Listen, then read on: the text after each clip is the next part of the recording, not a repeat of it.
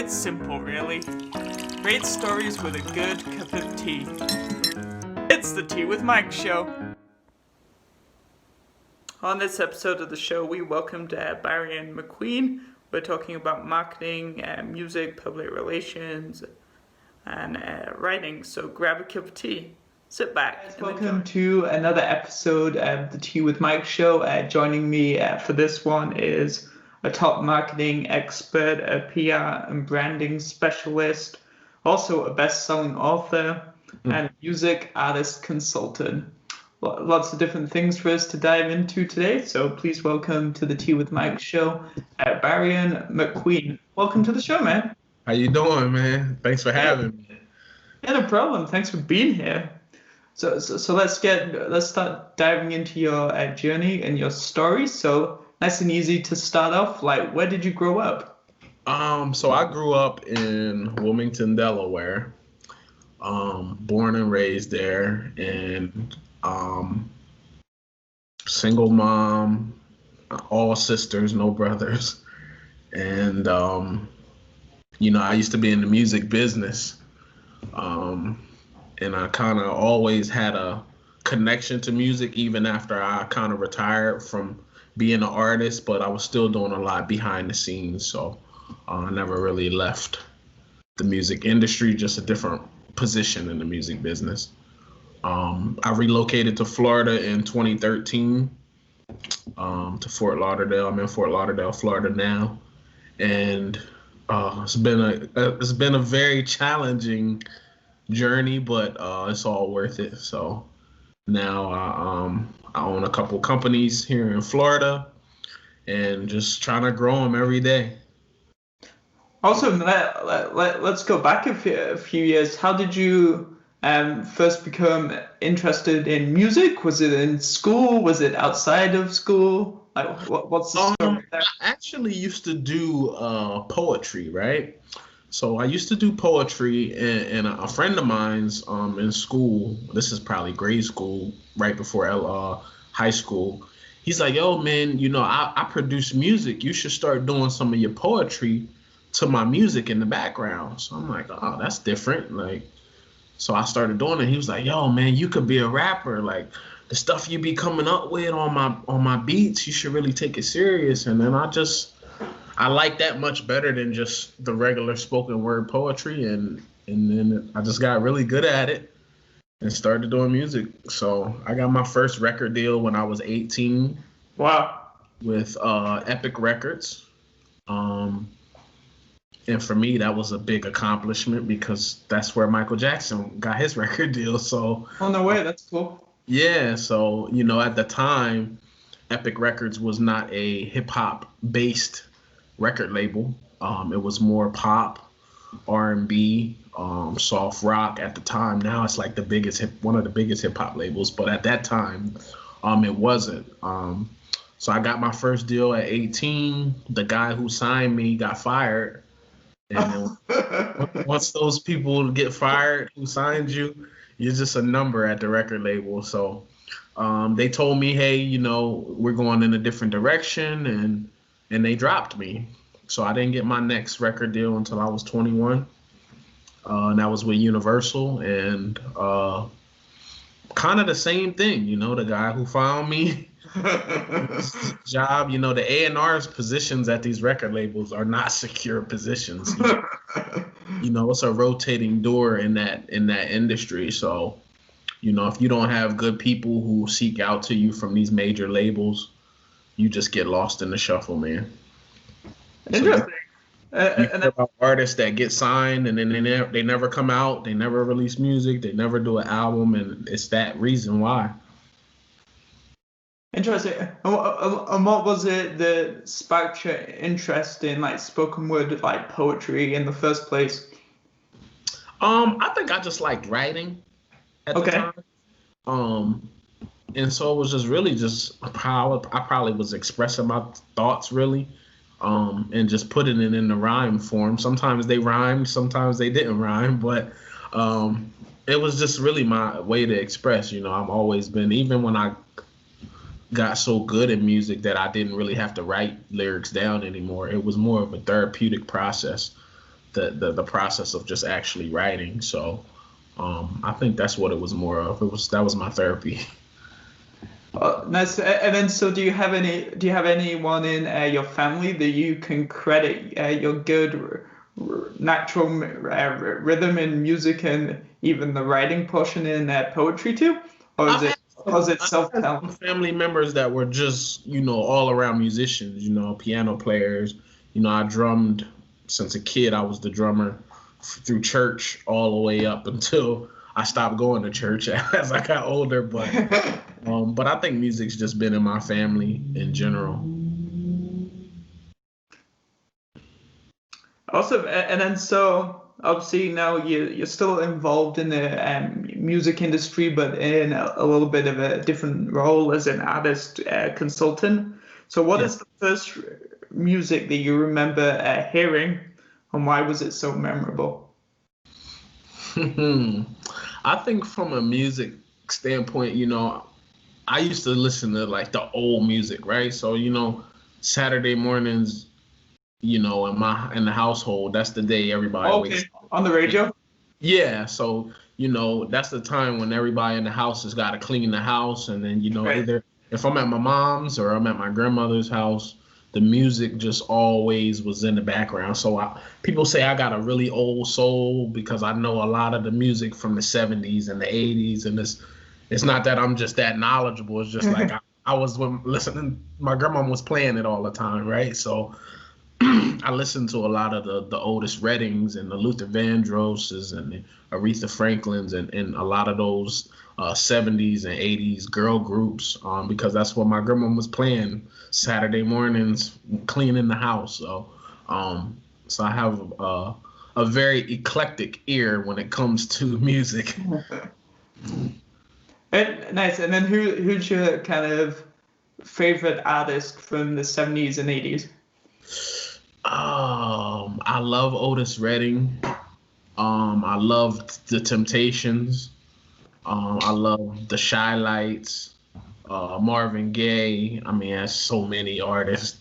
Those were like the golden eras, man. And obviously you just listed off a few different artists from that time period. Mm-hmm. What is it about the music in the 70s and 80s that stands out for you the most? Is it the lyrics? Is it the tone? Is it the soul? That type of thing? I think it was just the music felt so timeless back then, right? So it's like if you play any of that stuff anywhere in the world now, it's so timeless that it still brings you a nostalgic feel of you can remember where you were when you first heard that record. I don't think a lot of the music that's out today can stand the test of time like those old records. Michael Jackson's catalog is timeless. The Beatles' catalogs is timeless. Like Elton John, for Christ's sake, stuff is timeless. Celine Dion. So these type of artists, it's hard to come by, but those are classic records that they give you a sense of nostalgia when you hear them, and I don't think it's no artist I think today that gives me that same kind of feel as those records did back in the day. Nice. And then obviously you mentioned when you were a child that you played the drums. Yes. And stuff, and obviously involved a little bit in family music and some church-like stuff. So how many instruments did you learn to play as a child? Drums was the one that I mastered. I attempted piano. I attempted saxophone. I attempted guitar. I attempted the triangle. I mean, I've tried probably every instrument, but really, when it came to rhythm, the drums just always spoke to me. It didn't matter what type of drum. If it was a 5-piece set, a 7-piece set, if it was just 2 bongos, it didn't matter. Drums was my thing. So master of drums and no master of all the other instruments. Now, Now, do you think you enjoyed the drums the most? Is it just because you naturally picked it up the fastest, or was it the one you enjoyed jamming out with more, or I think it was experience on? just natural, Just natural? even when it comes to piano, right? So, I can play the piano, but I can't read the music and understand. Like, I could just play by ear. Like, I know what the keys sound each key makes. So I'm a play by ear kind of pianist, but the drums, it just was effortless to me. It didn't feel like something I had to learn, other like the other instruments. Interesting. And so, have you found the process of all the experience of learning drums? Has anything about it been challenging, or is it just one of those beautiful timeless things that just happened over time? Just I don't know. If every time I go to my mom's house when I fly back home, I always see this. My first drum set was a Sesame Street drum set. Oh, cool. I must have been 4 when I had that drum set. I still remember the day I got that drum set, but it just came. As a kid, you just like banging stuff in general, right? Yeah, So eventually. yeah, I'll make drums out of all my mom's Tupperwares, and it was just something about the drums that it was so natural to me. It didn't feel like I needed to practice or I needed to learn, and it just was a natural thing for me. Fantastic. So obviously you had a very musical kind of childhood. Obviously you had some success as an artist with the two Yeah. with the two record deals at 18 and 21. But then I believe it's towards the end of your time playing music at that stage, you decided to study civil engineering at the University of Delaware. Mm-hmm. So can you tell us a little bit about why you decided to go down that path? So as a child, going into high school, I went to a vocational high school where you had to learn a trade, right? So Okay. you was going to be a mechanic, a carpenter. So the trade that I selected was technical drafting. So with technical drafting, it was more architecture based and Yeah, CAD. yeah, CAD, blueprints, and things like Lots of that. measurements and funky numbers. Yeah. Exactly. So that was the closest class that they had to drawing. Like I always loved drawing and sketching. So technical drafting was the trade that I picked. And then about my junior year in high school, the school helps you find like your first job, right, within the trade. So by 11th grade, I was going to school half day and going to work half day already. Also like work experience. Correct. So I started working for a engineering firm, and this was always supposed to be my plan B if music didn't work out, right? So my mom stressed, you need to go to college, you need to get a degree in something, you need to do this. And I'm like, I'm gonna be a big rap star, Mom. I don't need that. But just to appease you and make you happy, I'm gonna go to college, get this piece of paper that you tell me I must have in order to succeed in life, and I'm gonna go get a civil engineering degree, and I'm never gonna use it because I'm gonna be a rapper. So that was my mindset. And I never finished college. I dropped out my junior year of college at UD, University of Delaware, and I'm not a big fan of college. Interesting. So did you drop out because you weren't enjoying it? Did you drop out because you felt like you were wasting time? Why were you on the kind of spectrum? In all honesty, I dropped out because I started working at the company in 11th grade. So by the time I graduated high school, the company already hired me full time. So I was working full time and going to school full time. And so the problem is the further I got along in the degree, in order to finish the degree, I would have had to quit the job.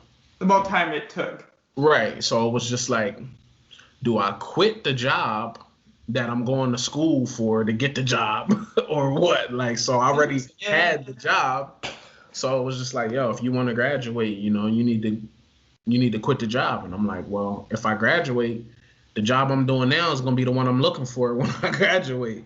So I said, oh, I got the job already. There's no need to keep going to school. So nothing's going to teach me engineering like being in the field and actually doing it. So I quit. Right. And of course, my mom was pissed, and I had to pay that school that money. But it was, school money, yeah. I got the college experience. I lived on campus, did the dorm thing. I'm just not a fan of what college is to certain professions, right? You want to be a doctor, I think you should go to college. You want to be a lawyer, I think you should go to college. If you want to study frog anatomy, I don't think you should be in college trying to get a degree for that. You need right? to be out there examining frogs in that lab. Yeah. So it's like, so that practical element, right? Yeah, like I'm not the biggest fan of college if it's not necessary. Awesome. And then so you quit university. You've already got a job, which was kind of cool from your work experience. You started in grade 11, and then you spent about the next 13 years working in the construction industry. 13 for that company. Unbelievable to hear that come off your mouth. 13 years. My resume is very skinny. I literally have had maybe 2 or 3 jobs my whole life. I'm 35 now. I spent 13 years at that company. I spent 6 years at another company when I left Delaware, and my resume is very light. Interesting. So just briefly, because this is a transition point in your story. So were those 13 years like kind of showing up, getting the paycheck, like going home? Were you doing anything on the side? Well, what's funny about that? Throughout that whole 13 years, I was almost living a double life, right? So because I had some success in the music business, I would work Monday to Friday at 4 o'clock, and from Friday at 4 o'clock until Sunday at maybe the next day, I was a rap star, man. I was traveling the world on the weekends, touring. So it was literally like night and day. Like I was one person Monday through Friday, and then when Friday evening to Sunday came, it was a totally different lifestyle. So you were touring and you were doing shows and events. Yeah. Well, it was like Superman, man. I was doing 2 different things, balancing them off little to no sleep, and I did that for years. Now, obviously we're reflecting back a tiny bit as we're talking. Like, did you enjoy those years of your life? Like on the go 24/7 in 2 completely different areas, right? Yeah, I think what it was is because I understood that in order to get my career musically where I needed to be, it cost money, right? So I always looked at my job at the engineering firm as the investment into my music career, So I invested that before I went to any record labels trying to get them to invest, and I did all of that stuff myself. So I took those paychecks and I bought my own studio equipment, and I bought a tour van, and we hit the city every weekend, me and my friends. I'm like, yo, we in Rhode Island this weekend, we in New York next weekend. I would just book myself out, and Friday afternoon, we was on our way to a new city every weekend. That's so cool. That's almost like a story within itself, isn't it? It was. Awesome. And then all right. So we're gonna have a little tea fact for a moment, and then we'll get diving into the transition into digital marketing and some of the things you're doing today. Okay. So according to the Guinness World Records, the most expensive teapot was commissioned in London by a charity. The name of the teapot is the Egoist, Egoist, and its value was determined by the materials used in its construction. The teapot featured a stunning inlay of 386 rubies, 1,658 diamonds, and 18 carats of gold at the base, and it had a huge ivory handle. And this comes from topictea.com/blog/tblog. interesting facts about tea. It's expensive tea there.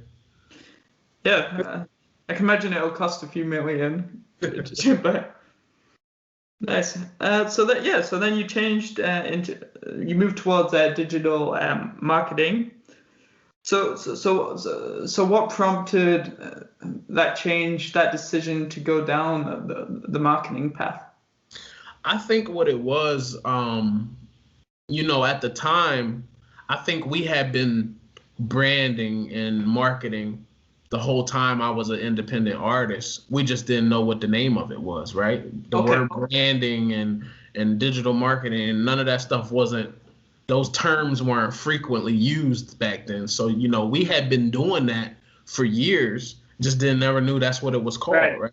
So as a recording artist, when it came to my logo, my website, social media, at the time I got big on MySpace, right? So MySpace was the hot thing at the time when I was doing music. So we just never really knew that this whole time we've been marketing 20 years and didn't know what it was called, right? So we was doing logos, we were doing websites, we was making our own shirts, selling them at the shows. We reached out to different brands to sponsor the tour. So we were already doing these things. We just didn't know what it was called. And as I got older, a friend of mine, he said, yo, you're a branding genius. And I was like, well, what you mean when you say branding? He's like, yo, you come up with an idea out of nowhere, and in 24 hours, you can have a logo, a website, merchandise, and do all of this. Why don't you do that for businesses, what you used to do for yourself in music? Interesting. So you'd say that you have quite a creative mindset? Yes, definitely. So once I get into the digital marketing space, nothing really changed for me. I was just doing the same stuff I've always done, just for somebody else, whether there was a food truck or a guy who was a local plumber or whatever the case may be. The system was still the same. So when I say I got 20 years of marketing experience, people look at me like, yo, you don't even look 20 years old, right? So I'm like, yo, I've been doing this for a long time. Just with different names and different terminology, but still with a track record and credibility. Exactly. That's a really good way of looking at it. So, are there any skills that you learned, like when you were in university and when you were kind of flipping between working the day job and touring? Are there any of those like skills that you've been able to like transfer into what you do today? Nothing really as far as the actual engineering aspect of it, but the college experience taught me a lot about networking, right? So I tell people all the time, I tell music artists, yo, if you're in college, that's the perfect study group for you to practice your music on, right? You got a bunch of people on the same campus as you. If you can blow up on college, it's just as good as being in the industry, right? Yeah. So you think, if it's 20, 30,000 students at a big university and you get maybe 10 to 15,000 fans out of that, you don't need a record label. That's true. You've already got your base to build off. You got a base, and that's just one local college, right? So what I used to do, a lot of my bookings used to come from Twitter. People would hit me on Twitter and say, oh, man, I would want you to come to our college for homecoming. And I would say, oh, well, reach out to your student advisors to bring me there. So I built my fan base off colleges. I didn't care about the industry or the record labels. I cared about growing organic fans. So we did that organically. We would just show up to people's college campus and perform. That's cool in the sense of it's probably not what anybody else was doing like at the time. Everybody wanted to be on the radio. I was doing college radio, touring on college radio. So those are the people that I wanted to target because these were the biggest consumers of music. Kids in college, high school kids, these are the people who bought the product. So I didn't care about the people who weren't in college because they didn't buy albums at the time. And was this something that just like like happened? What was there a moment when this particular idea of targeting students and younger people like registered in your brain? I think it was because I became very popular on campus for music, right?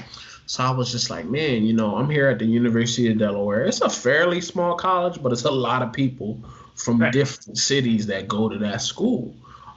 So when I started looking at, being able to just walk around campus and people want to take pictures and I'm like, we just classmates, y'all. Of course I'll take a picture with you. It's not, I didn't look at it like how they looked at it, right?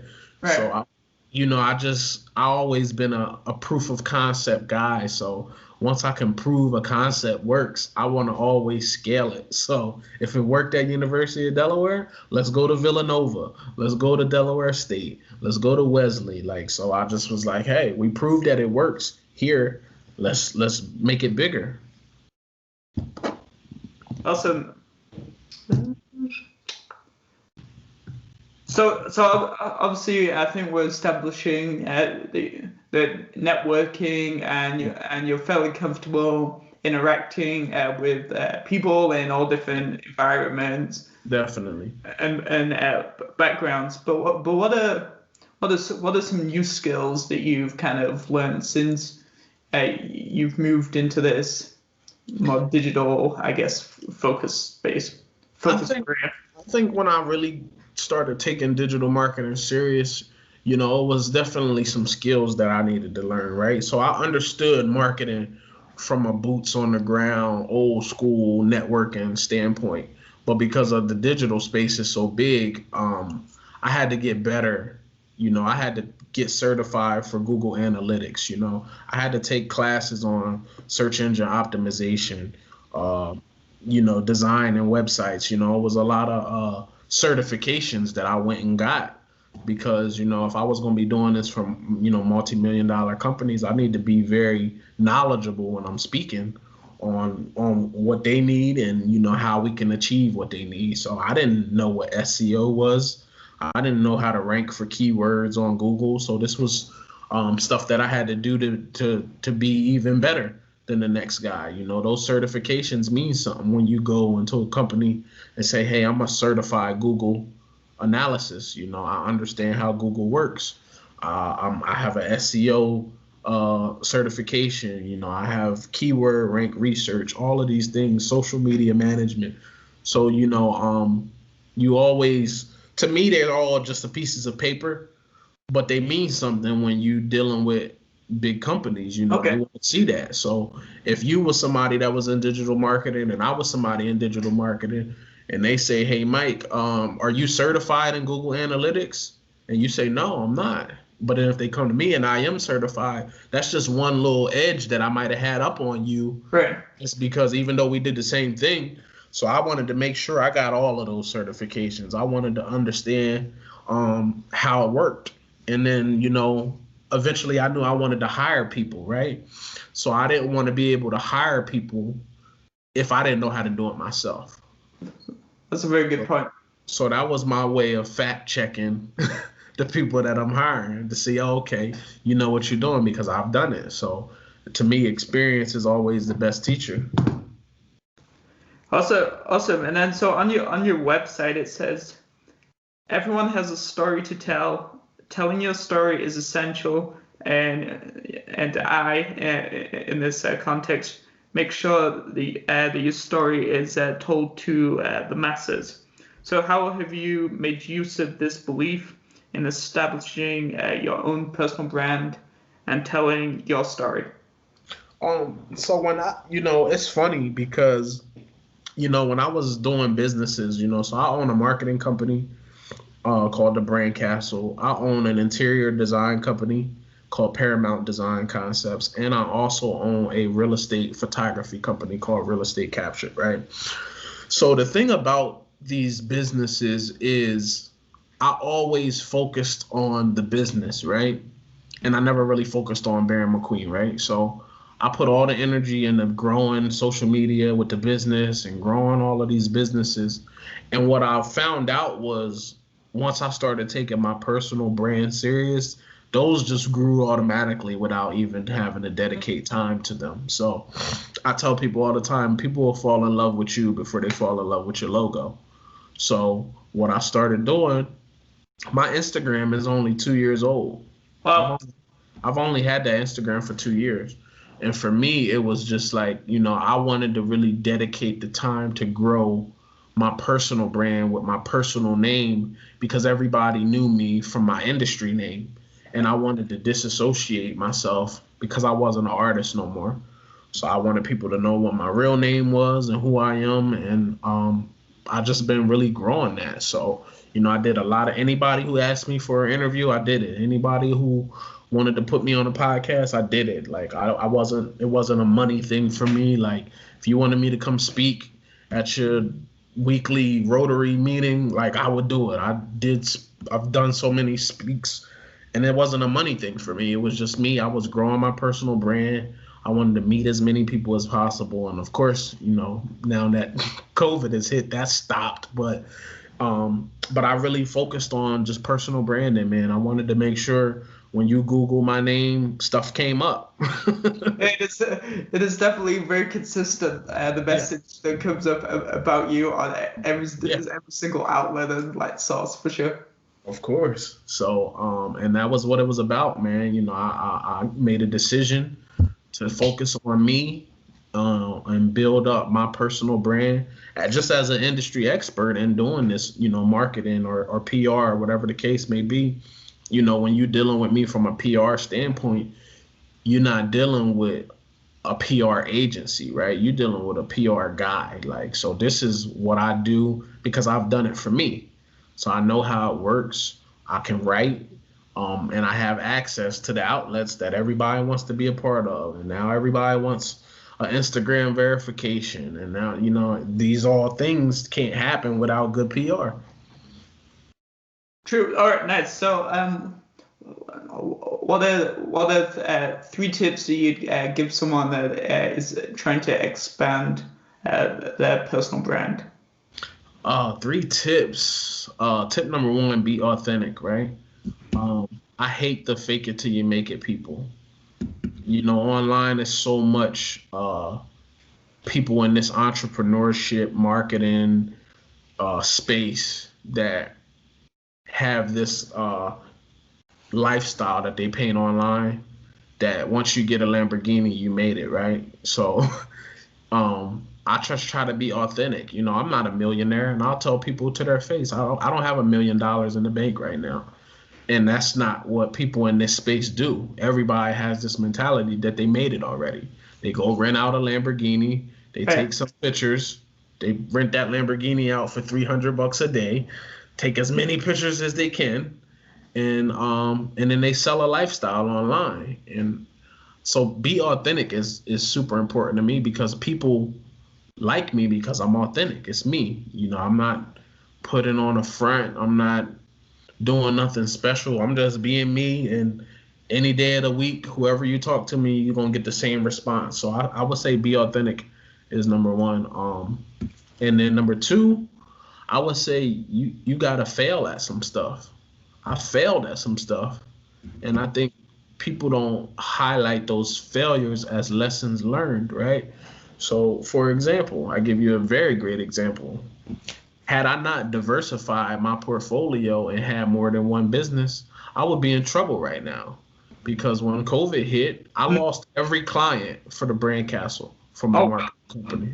I have 2 clients left from that. And the problem is my clients were business owners. So if their business isn't doing well, they just trying to figure out how to keep the lights on. They can't pay me marketing, $2,000 every month now. Now it's just like, Baron, we can't even afford you. We just trying to keep the lights on. So had I not diversified and had, my real estate photography company, which blew up during COVID. Interesting. So it was just like, I always tell people diversify. Don't put all your eggs in one basket. So now to me, I feel like one of my business is recession proof, or pandemic proof, let's say, because it's, that's now my bread and butter. But had I not diversified, I'd be screwed, just like everybody else that's a business owner. So I think that's super important. It's all right to fail. But I think the problem with social media is like one big highlight reel, right? Yes. Everybody always showcases the wins and nobody talks about the losses, right? Nobody, but I think it's in the losses where people like, you know what, man, that was brave of him to really talk about that. That I was feeling some type way about my situation, and to hear that from him, it's like, okay, I'm not alone in this situation. So, it's okay to fail. I tell people that all the time because then you learn. And number three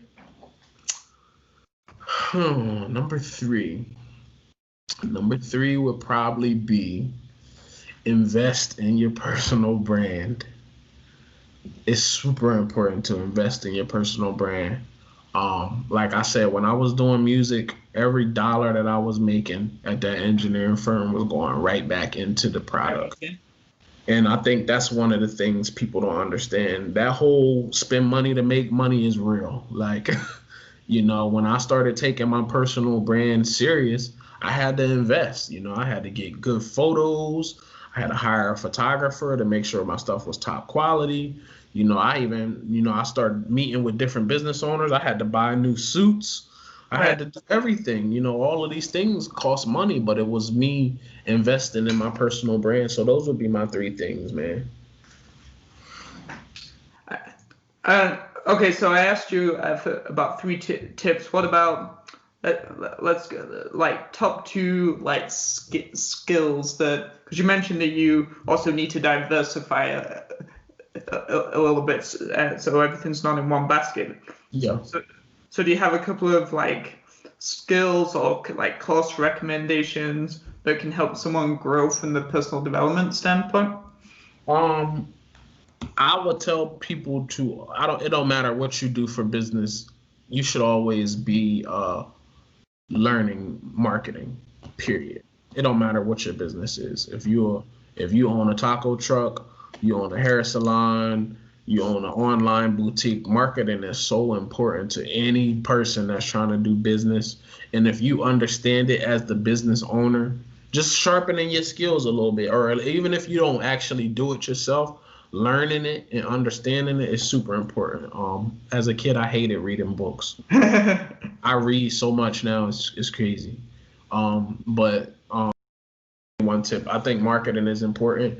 And if you're a good writer, there's a lot of people making great money copywriting for other businesses. On content creation, it's like, if you had no money today, you can start a marketing company. It's just one of those businesses that you don't need to have the skills, really. You just need the leads, right? So, if you have somebody looking for a logo, okay, that's how I started my marketing company. I started off doing logos, right? So I can make logos, but I rather pay somebody who that's all they do is make logos, and I just focus on getting leads, right? So we was doing logos for $200. I was paying a person on Fiverr, I think, like $10 to make a logo. So for every $200 logo, I was making money.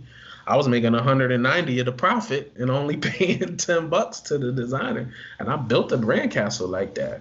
So I tell people, the middleman, you can make a lot of money as the middleman as long as you get the leads.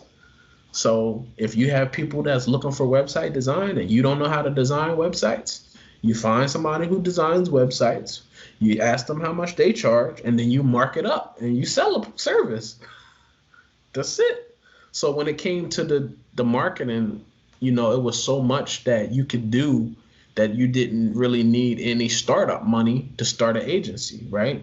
So then everybody shifted. Everybody had a digital marketing agency, a social media management agency, because people that's busy, they don't have time to do social media. So they like, oh, I'll pay somebody a couple $100 a month to run my social media. You didn't need no degree for that. You can run an agency. So, those type of skills, if you can learn them, great. It's going to benefit you. But at the end of the day, you're never going to be able to scale if you sacrifice the time it takes to deliver a product, right? So I Awesome. own a real estate photography company. If I sat and edited every person's photo that we shoot, I would only be able to do one person a day, right? Because it's 24-hour turnaround. So if I shoot your product, your house on Monday, you expect it by Tuesday. So I can't shoot 5 clients in the same day if I don't have a team of editors. And it's always good to scale. That's how you're gonna scale, is to be able to delegate to the right people and focus your time on things that are dollar productive. Dollar productive. I like that one. Awesome. And then, so obviously we've talked a little bit about your music and then your journey into the PR stuff and social media and the marketing, etc. But another, I guess, string to your bow is, as you mentioned earlier, you like writing. Mm-hmm. And I believe you're also an author. And you recently wrote the book, Why Won't My Business Grow? So why did you decide to write this particular book, and what's it about? So, why won't my business grow? Usually when authors write a book, right? They write a book about their journey and, how great they are now that they've already made it, right? So when I wrote this book from an employee standpoint. I was working for people. So I got access to, the information after like you said, I worked for one company for 13 years, right? So when you've been at a company that long, you get information and you get cool with the business owners and things like that. So you understand how they make their money, where money is being spent. And it was a lot of information that I felt like past business owners didn't understand about the business and how to grow the business. They were cool with just, if they made 3 million one year and then they made 3 million the next year, that was good for them. And I'm like, yo, if you made 3 this year, you should make 6 next year, right? So it was really tips to really, these are some things you should look for. These are some steps you should be doing. These are the research you should be doing. You should know what your competition is doing. You should know what your competition is charging, because every sale that your competition gets, that could have been your sale. So that's how you have to look at it. So, I kind of break down those. It's almost, I think it's 6 or 7 steps that's really vital in the success of growing a business, and not just maintaining, because I think a lot of business owners just maintain, and they look at, if they didn't go negative, they look at that as that was the positive, right? So if I did 3 million, as long as I don't do 2 million, I'm okay. And it's like, you should always be growing every year. Awesome. And then so in order to gather this perspective from your own experience, did you sit down and interview people? I didn't really interview. I would say, working for people, I took a lot of mental notes. Mental notes, okay. Yeah, and I just kind of, from my past experience, I was able to share. I started doing some consulting for some businesses before I even wrote the book, just on simple things. I think it's a lot of business owners, their company don't grow because they don't understand their employees, right? So when you don't treat the employees as if they're other business owners, that's the type of work value you get out of that employee, right? So if you have a disgruntled employee, eventually that's going to affect your money. So it's always an understanding that I think business owners don't take into consideration, the relationships that they have with the people that work for them, because ultimately those are the people that make the boat work. Exactly. Awesome. And then so to kind of close out, what is one piece of advice that you would give to aspiring entrepreneurs, given what's going on in the world with the pandemic?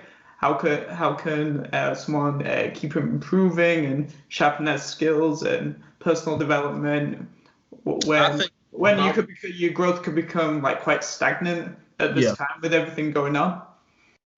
My word of advice to any entrepreneur is to really just start. I meet a lot of people that have really great ideas, and for whatever reason they are scared to just start. what you got to do, what this pandemic has done for a lot of people in the entrepreneur space, is it's weeded out the people who were not as serious or focused or driven, right? So because the entrepreneur, I'm almost don't even like the word anymore because it don't hold no weight. Everybody's an entrepreneur, right? You sell toothpicks on the side of the road. Now you're toothpick. Yeah, everybody's an entrepreneur, but it's like at the end of the day, it's like I'm all for people being their own bosses, and it's okay. Some people just not meant to be entrepreneurs, and that's cool too, because some of these big companies don't run without great employees. That's true. So I always stress that entrepreneurship is not for everybody, but if you have an idea, just start. A lot of people don't just start, and they have a great idea and they look up and 3 years went by and they still haven't started. They still working on the website for 3 years. They still working on developing the product for 3 years. Yo, just put some stuff out. Like, don't be scared. Just start. So, I wish I started sooner. That was one of my regrets. I should have been at 18. I should have had more than the businesses that I have now. But and you're not even doing bad. Like, but that's what I'm saying. So think about the position I'm in now. Had I did this at 18, I'd be killing the game, right? So. But it was just, I had a nice job and I was comfortable and, it was no real sacrifice. And, once I started working for myself, I tell people you cannot put a price on the flexibility of working for yourself. Like if I want to go somewhere tomorrow, I don't have to call off work. I don't have to get vacation time. I just go. And that price of that type of freedom and flexibility is priceless. Awesome. Well, thank you so much for being on the Tea with Mike show. And thank you. I really enjoyed hearing bits of your story and definitely transition into what you're doing today. I appreciate your time and reaching out. And, I'm always, I can talk whenever anybody want to talk, man. I'm always interested in, sharing my story. If it could help anybody that's an aspiring entrepreneur or business owner or whatever the case may be, that's what I do it for. Awesome. All right, guys, I hope you enjoyed this episode with Barion. Hope you took some value from it. And if you've still got some time on your hands, there's plenty more stories and tea facts and tea drinking on my website. Go watch some of the others. I'll see you on teawithmike.com. One last time, thanks, man. Thanks for your time. Thank you.